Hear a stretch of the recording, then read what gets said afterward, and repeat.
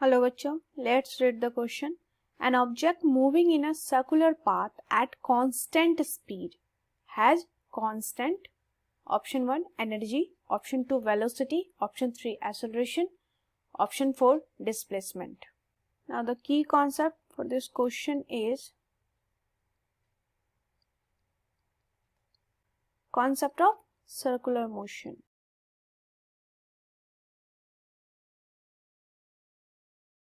तो एक डायग्राम से देखते हैं सबसे पहले।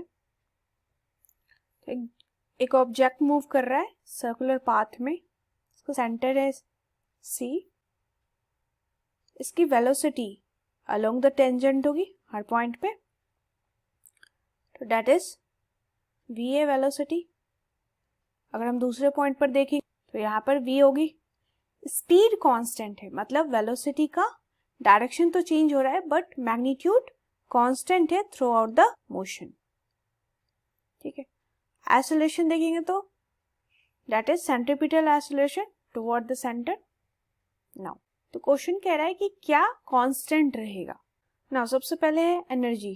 एनर्जी अगर ये बॉडी मूव कर रही है सर्कुलर मोशन में तो कौन सी एनर्जी होगी? Kinetic energy.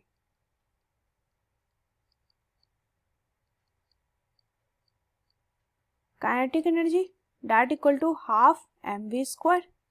v क्या है? वेलोसिटी का मैग्नीट्यूड है, दैट इज स्पीड है यहाँ पर, और v that is magnitude of velocity, magnitude of velocity that is called as speed. ये कांस्टेंट है। ठीक है,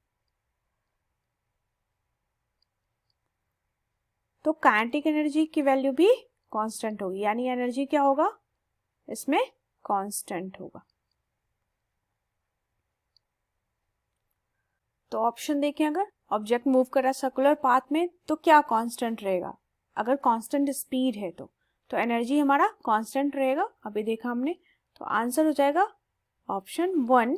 बाकी ऑप्शंस भी देख लेते हैं। वेलोसिटी, वेलोसिटी कांस्टेंट नहीं है बिकॉज डायरेक्शन हर इंस्टेंट पे चेंज हो रहा है, अलोंग द टेंजेंट डायरेक्शन है और डायरेक्शन हर पॉइंट पर चेंज है। वेलोसिटी भी कांस्टेंट नहीं है, एक्सेलरेशन भी कांस्टेंट नहीं है, एक्सेलरेशन का भी डायरेक्शन चेंज होगा। डिस्प्लेसमेंट भी कांस्टेंट नहीं होगा, वो डिपेंड करेगा कि ऑब्जेक्ट का पोजीशन क्या है, डिस्प्लेसमेंट इस पे डिपेंड करेगा। एंड एक्सेलरेशन कांस्टेंट नहीं है क्योंकि वेलोसिटी का डायरेक्शन चेंज है, तो एक्सेलरेशन भी कांस्टेंट नहीं होगा। क्वेश्चन में की कॉन्सेप्ट हमने देखा, कॉन्सेप्ट ऑफ सर्कुलर मोशन।